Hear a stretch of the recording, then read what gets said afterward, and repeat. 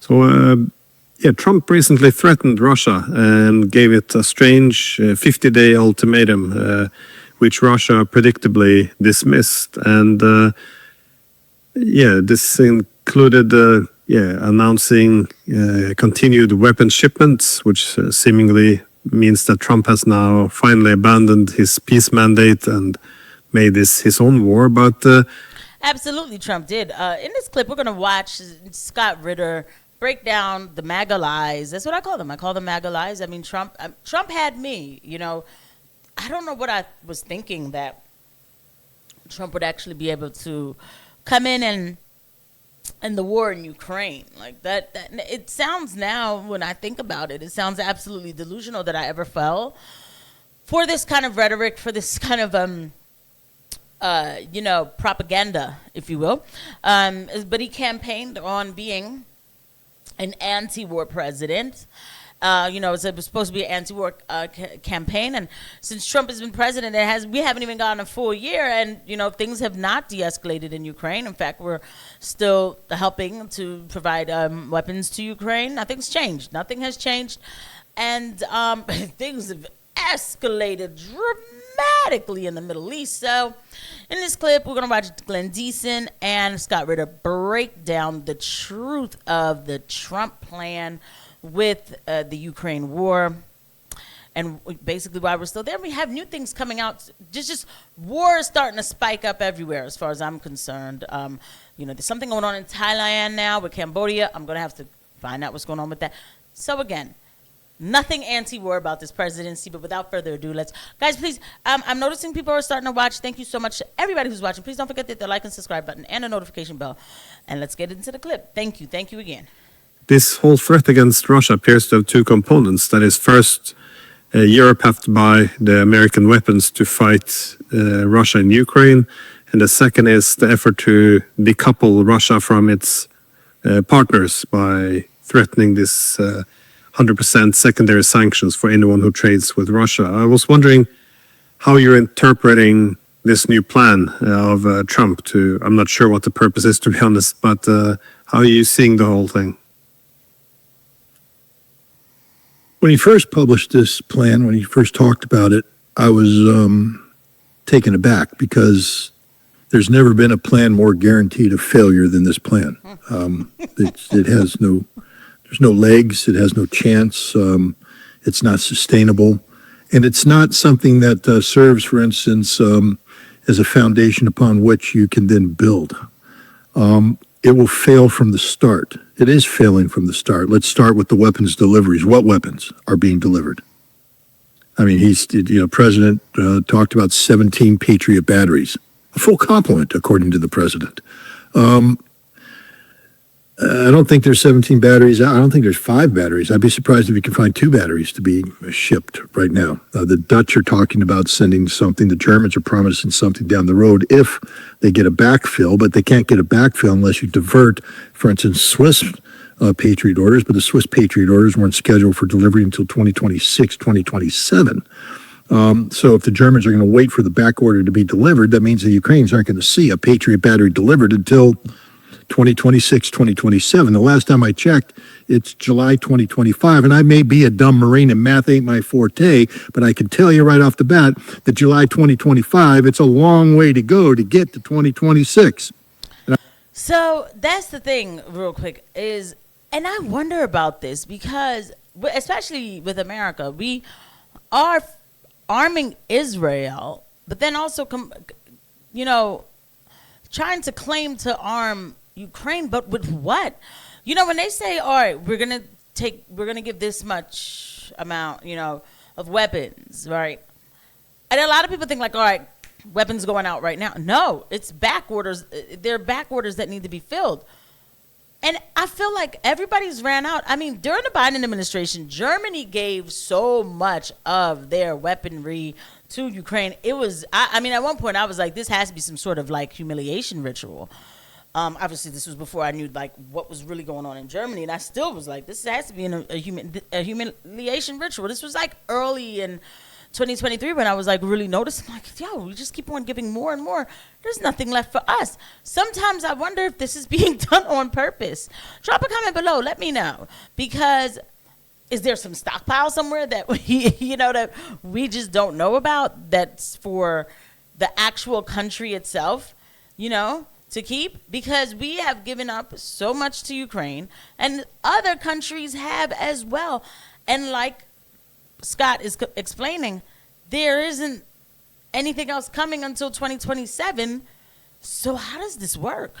I can also tell you that last night the Russians fired 450 drones into Ukraine. Not the largest number. They've sent almost twice that many on nights, and they're gearing up production, according to Italian newspapers that toured the production facility in Tatarstan. 1,000 drones a day are being produced. If we're producing 1,000 drones a day, that means you're preparing to launch 1,000 drones a day. And so I'm just looking at this saying, what the hell was Donald Trump smoking when he said this? And the point is, it makes no sense. It's a policy doomed to fail. Now you take a look at the economic aspect of this. It's not so much the sanctions against Russia. Russia could care less. In fact, when this was announced, the Russian stock market apparently increased value 2.7% because the Russians thrive under sanctions. And so there you go.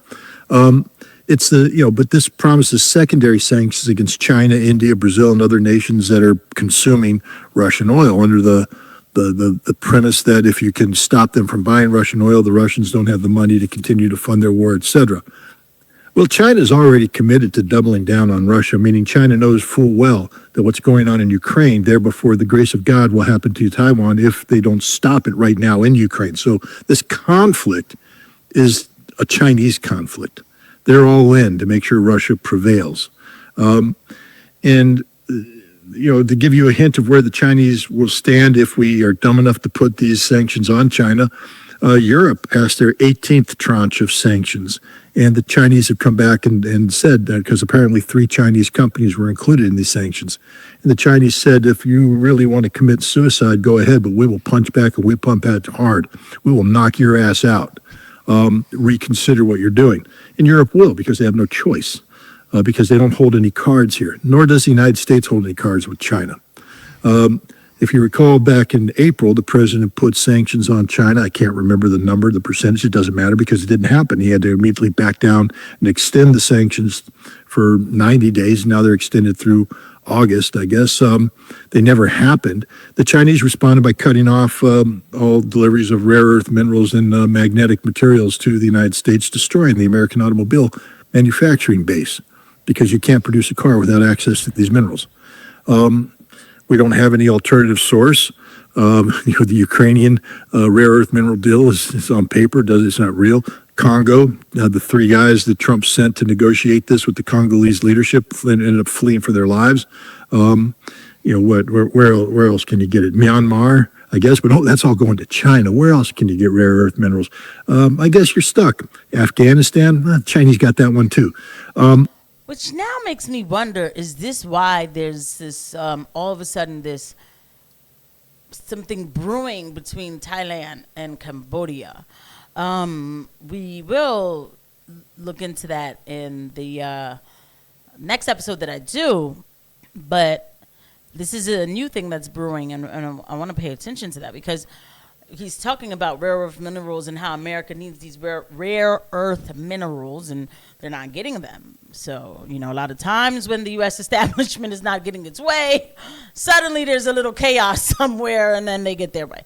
So, it's just, it's extraordinary when you know the patterns. The minute something happens in the world, I'm sorry, I don't hate my country. I don't hate the citizens, but of course I don't hate the citizens of this is home. But the establishment, I know how they work. But let's look. Let's round off this part of the interview. When Mr. Ritter gets going, he has a lot of chock full of information.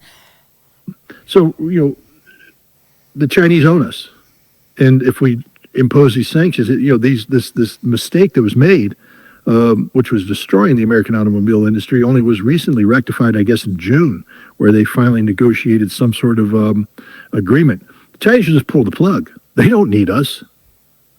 they'll pull the plug and they'll collapse. China's not going to play this game. It's stupid. It's the most predictable outcome. Brazil has said, if you don't want to trade with us, we don't want to trade with you. Therefore, it doesn't matter what you do. We'll just cut you off. And India, at some point in time, India is going to have to get off the fence. And I don't believe that India will sacrifice its sovereignty for the insane unpredictability of the Trump administration when they are part of BRICS, part of the Shanghai Cooperation Organization, part of the G20, and that's the direction of their economic future. So I personally don't believe these sanctions will ever be implemented. I believe that this is a gimmick that was. I believe Lindsey Graham would like to see them implemented.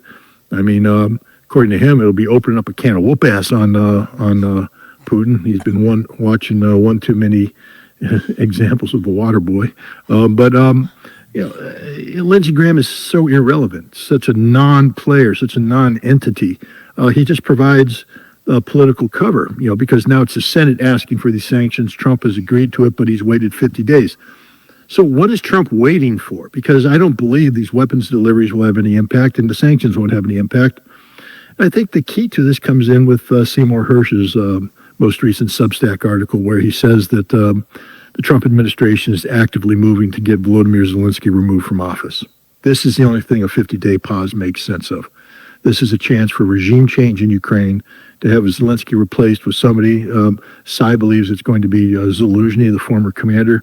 I don't think Zelensky is a qualified candidate. I don't think if he is picked, he'll be a very temporary candidate because the Russians will not accept him. This is a man who took a selfie with Stepan Bandera's photograph in the back, posing next to an Azov Nazi. So, no. I think the direction we're heading now is the elimination of the Zelensky government and the implementation of elections in Ukraine that will be geared towards producing a government sympathetic to the Russian demands. Absolutely not. This is where I beg to differ with Scott Ritter, because I think that he underestimates the absolutely unhinged lunatic behavior that is the American establishment. We could have stopped this long time ago. We didn't. And this has nothing to do with a Trump presidency. If Trump wanted to, listen, the fact that Trump, if you're telling me that Trump is trying to get rid of Zelensky, this means that America is in control. We know Ukraine is being proxied, right? It doesn't take 50 days to do that, but they wouldn't even have to get rid of Zelensky. They could just simply tell Zelensky, okay, now we're going to surrender to Russia. Well, getting rid of Zelensky for what? Like, is he's not, he is a puppet in a situation, right? They don't need to do that. I think that this 50 days is 50 days to keep it stagnant while we work on some other things. I think this is what they will call multitasking. But they're not going to, because in order to so-called surrender to Russia, even under another presidency, even if they orchestrated this big thing under another presidency, you better believe on the global stage, other countries like China would look and say, no matter how much they would put up a production and say, oh, the people got rid of Zelensky because they were tired of this thing with Russia, and then they got a new person in, Zelensky, and then now, it's not Zelensky, but, and now, the people want to discuss peaceful terms with Russia. They're tired of the war, blah, blah, blah. And, the American audience will be like, all right, yeah, Trump, MAGA will be like, yeah, Trump is stopping the war. Trump is stopping the war.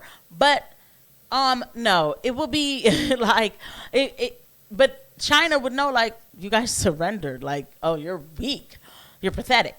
And we're still trying to advance towards China. So we cannot look pathetic in front of China, right? So this and Iran, because they would know too. Because again, the orchestration is for the people, the cult maybe. They're not going to do all of that. This 50 days is a stagnation. It's a pause in order to start up trouble somewhere else. And we're going to look into that in the next episode. I see you guys there.